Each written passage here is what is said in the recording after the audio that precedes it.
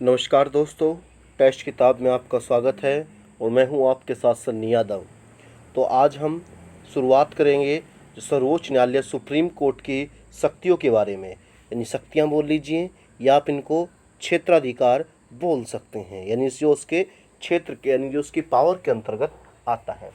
इससे पहले हमने सुप्रीम कोर्ट पढ़ा था, उसके विषय में जो जो महत्वपूर्ण चीज़ें थी उनका अध्ययन कर लिया था हमने। सुप्रीम कोर्ट की शक्तियां पावर यानी बची हुई थी, आज उनको देखते हैं। तो कुछ प्रमुख जो पावर हैं केवल हम उनका अध्ययन करेंगे। तो हमारा पहला बिंदु है अभिलेख न्यायालय। जो सुप्रीम कोर्ट है वो एक अभिलेख न्यायालय है। अभिलेख का मतलब होता है रिकॉर्ड। देखिए, अनुच्छेद 129 के तहत सर्वोच्च न्यायालय द्वारा दिए गए सभी निर्णयों को संजोकर रखा जाता है। इसके दो अर्थ होते हैं। पहला, उच्चतम न्यायालय के निर्णय भारत के सभी न्यायालयों के लिए नज़ीर रेफरेंस होते हैं ताकि भविष्य में उन्हें अधीनस्थ न्यायालयों के समक्ष पूर्व निर्णयों के रूप में प्रस्तुत किया जा सके। दूसरा, उच्चतम न्यायालय अपनी अवमानना पर संबंधित व्यक्ति को सजा दे सकता है। देखिए, बात को समझिए कि जो अभिलेख न्यायालय है वो है क्या। मान लीजिए उच्चतम, देखिए सर्वोच्च न्यायालय बोल लीजिए या आप उच्चतम न्यायालय बोल लीजिए, मतलब सुप्रीम कोर्ट ही होगा। अभी आप कंफ्यूज हो कि वहाँ पर सर्वोच्च न्यायालय है, पे उच्चतम न्यायालय है।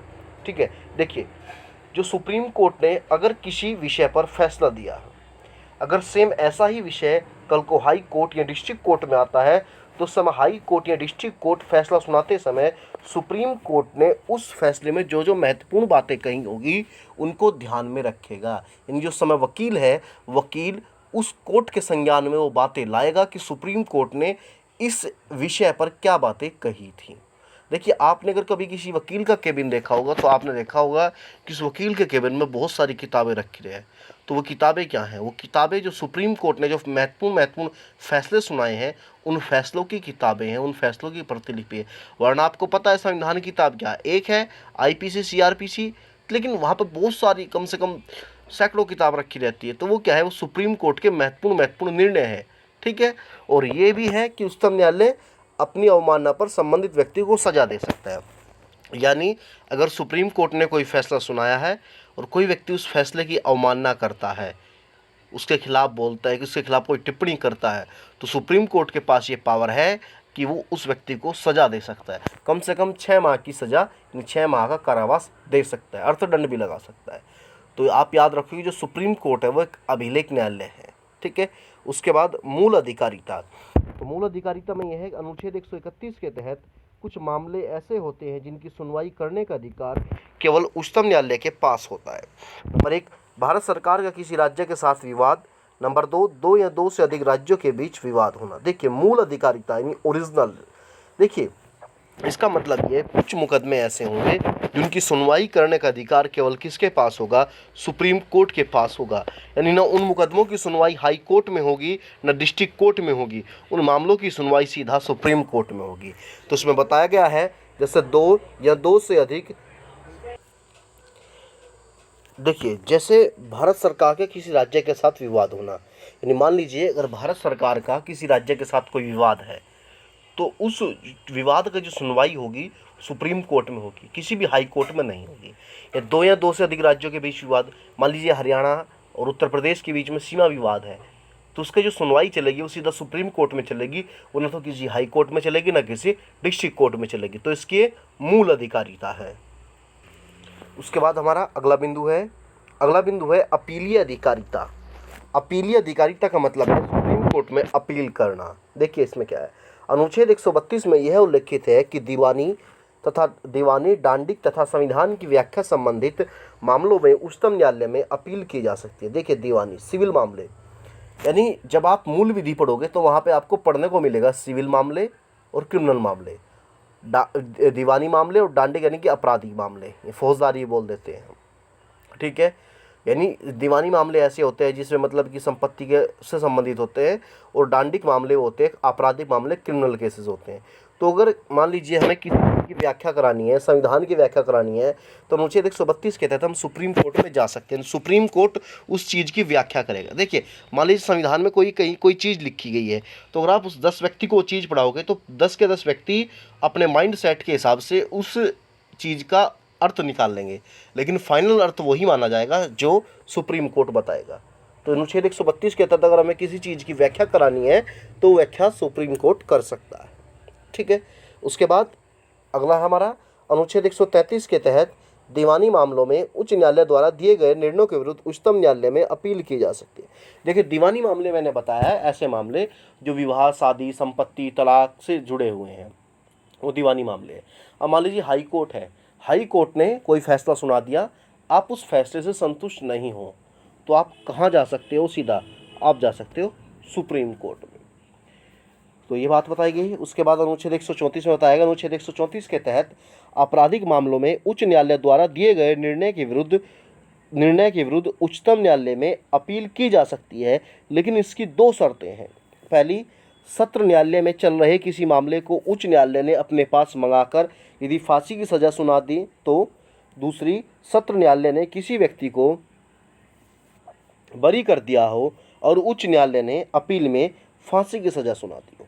अब देखिए, बात समझिए, सिविल मामले में हाई कोर्ट ने अगर कोई फैसला सुनाया, आप डायरेक्ट सुप्रीम कोर्ट में जा सकते हो अगर आप उस फैसले से संतुष्ट नहीं हो। लेकिन मान लीजिए कोई क्रिमिनल केस है, मतलब कोई आपराधिक केस है, यानी मारपीट, अपहरण, हत्या, लूटपाट, डकैती से जुड़ा हुआ अगर कोई केस है, हाई कोर्ट ने फैसला सुना दिया लेकिन आप उस फैसले से संतुष्ट नहीं हो, तो अगर आप सुप्रीम कोर्ट में जाना चाहते हो तो उसके लिए 2 कंडीशन है। उन 2 कंडीशन में आप जा सकते हो। कौन कौन सी कंडीशन? पहली कंडीशन, सत्र न्यायालय मतलब डिस्ट्रिक्ट कोर्ट। डिस्ट्रिक्ट कोर्ट में कोई मुकदमा चल रहा था, लेकिन मुकदमा जब चल रहा था तो उसमें क्या हुआ, हाई कोर्ट ने डिस्ट्रिक्ट कोर्ट में मुकदमे की सुनवाई पूरी नहीं हुई, इससे पहले हाई कोर्ट ने वो मुकदमा अपने पास मंगा लिया, उस व्यक्ति को मृत्युदंड दे दी, तो ऐसी कंडीशन में व्यक्ति सुप्रीम कोर्ट जा सकता है। दूसरा, मान लीजिए डिस्ट्रिक्ट कोर्ट ने किसी व्यक्ति को बरी कर दिया था, लेकिन उसके खिलाफ दूसरा व्यक्ति हाई कोर्ट चला गया, हाई कोर्ट ने उस व्यक्ति को क्या दे दी? फांसी दे दी। तो ऐसी कंडीशन में भी आप कहाँ जा सकते हो? सुप्रीम कोर्ट में जा सकते हो। लेकिन अगर ये 2 कंडीशन है तो जब आप इस कंडीशन में जा सकते हो सुप्रीम कोर्ट में आपराधिक मामलों में। अगर सिविल है तो सिविल में तो आप सीधा चला जाओ, कोई कंडीशन नहीं है। इसके बाद हमारा अगला बिंदु है, अनुच्छेद 134A में यह उल्लेखित है कि सुप्रीम कोर्ट में अपील हेतु उच्च न्यायालय से प्रमाण पत्र प्राप्त करना होता है। देखिए, अगर आपको सुप्रीम कोर्ट में जाना है हाई कोर्ट के फैसले के खिलाफ, तो आपको प्रमाण पत्र चाहिए। उस प्रमाण पत्र के द्वारा ही आप सुप्रीम कोर्ट में जा सकते, यानी हाई कोर्ट एक प्रमाण पत्र देगा, आप उस प्रमाण पत्र के थ्रू ही आप सुप्रीम कोर्ट में जब जा सकते हो। लेकिन मान लीजिए हाई कोर्ट ने आपको प्रमाण पत्र नहीं दिया, मतलब हाई कोर्ट ने आपको प्रमाण पत्र नहीं दिया तो आप सुप्रीम कोर्ट में नहीं जा सकते, तो संविधान में लिखा हुआ है। लेकिन फिर भी उसका एक रास्ता बचा हुआ है, उसे बोलते हैं विशेष याचिका, SLP बोल देते हैं, स्पेशल लीव पिटीशन। ठीक है, विशेष याचिका। तो उसमें अनुच्छेद 136 के तहत ये याचिका उच्चतम न्यायालय में दायर की जा सकती है। उच्च न्यायालय का ऐसा निर्णय जिसमें प्रमाण पत्र नहीं दिया गया हो, उसमें विशेष याचिका दायर की जाती है। मतलब विशेष याचिका जब दायर की जाएगी अगर हाई कोर्ट ने आपको प्रमाण पत्र नहीं दिया लेकिन आप सुप्रीम कोर्ट में जाना चाहते हो, तो 136 के तहत आप विशेष याचिका, SLP बोल देते हैं इसे, स्पेशल लीव पिटीशन, आप दायर करोगे। आपने दायर कर दी, उसके बाद क्या है कि वो सुप्रीम कोर्ट में बहुत सारे व्यक्ति बैठते हैं, रजिस्ट्रार बोलते हैं, वो जांच करेंगे SLP कि SLP वास्तव में सुनने लायक है या नहीं। अगर सुनने लायक होगी तो सुप्रीम कोर्ट सुनेगा, अगर सुनने लायक नहीं होगी तो पहले ही खारिज कर दी जाएगी। ठीक है, ये बात याद रखेंगे। उसके बाद अगली अगर शक्ति की बात करें सुप्रीम कोर्ट के निर्णयों की समीक्षा करना, अनुच्छेद 137 में यह उल्लेखित है कि उच्चतम न्यायालय अपने द्वारा दिए गए निर्णयों की समीक्षा कर सकता है और आवश्यकता पड़ने पर पूर्व में दिए गए निर्णय को पलट सकता है। मान लीजिए अगर सुप्रीम कोर्ट ने कोई फैसला दे दिया, लेकिन सुप्रीम कोर्ट अपने उस दिए गए फैसले की 1 माह बाद, 2 माह बाद समीक्षा कर सकता है। सुप्रीम कोर्ट को अगर लगता है कि मैंने जो पहला फैसला दिया था वो गलत है, तो सुप्रीम कोर्ट उस फैसले को पलट सकता है, पलटने का अधिकार है। तो ये अपने द्वारा दिए गए निर्णय की समीक्षा करना, और ये पावर केवल सुप्रीम कोर्ट के पास है। अगर हाई कोर्ट ने कोई फैसला सुना दिया तो हाई कोर्ट अपने फैसले को नहीं पलट सकता। डिस्ट्रिक्ट कोर्ट ने कोई फैसला सुना दिया तो डिस्ट्रिक्ट कोर्ट अपने फैसले को नहीं पलट सकता।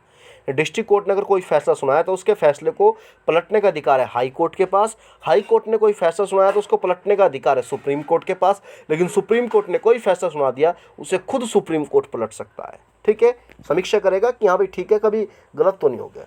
उसके बाद न्यायिक पुनर्विलोकन।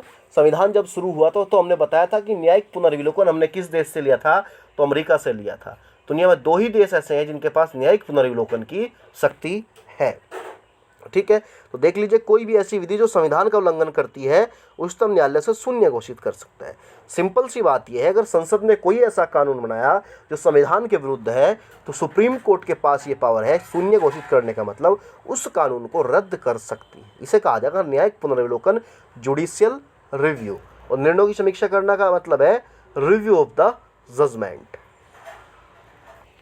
अब चलते हैं अपने अगले बिंदु पर। हमारा अगला बिंदु है सलाहकारी अधिकारिता। अनुच्छेद 143 के अनुसार राष्ट्रपति सर्वोच्च न्यायालय से किसी कानूनी विषय पर सलाह ले सकता है। यानी अगर राष्ट्रपति को किसी कानूनी विषय पर सुप्रीम कोर्ट से सलाह लेनी है तो सलाह ले सकता है, सुप्रीम कोर्ट उसको सलाह दे सकता है, लेकिन राष्ट्रपति सुप्रीम कोर्ट की सलाह को मानने के लिए बाध्य नहीं है। ठीक है, तो ये सुप्रीम कोर्ट की पावर थी, जो कि प्रमुख पावर थी। यही बार बार आपके एग्जाम में रिपीट होती है, तो आप याद रखोगे विशेष याचिका किस अनुच्छेद के तहत जारी करी जा, हाई कोर्ट प्रमाण पत्र किस अनुच्छेद के तहत जारी करता है आपका। ठीक है, अब सर्वोच्च न्यायालय कैसा है, अभिलेख न्यायालय है, कौन अपने फैसले की समीक्षा कर सकता है, तो सुप्रीम कोर्ट कर सकता है। ठीक है, ये बात याद रखेंगे। इसी के साथ हमारा जो सुप्रीम कोर्ट है, सर्वोच्च न्यायालय है, वो कंप्लीट होता है। कल जो हम पढ़ेंगे वो कैग के विषय में पढ़ेंगे। अगर आपको सेशन अच्छा लगा तो आप चैनल को सब्सक्राइब कर सकते हैं, लाइक कर सकते हैं, शेयर कर सकते हैं।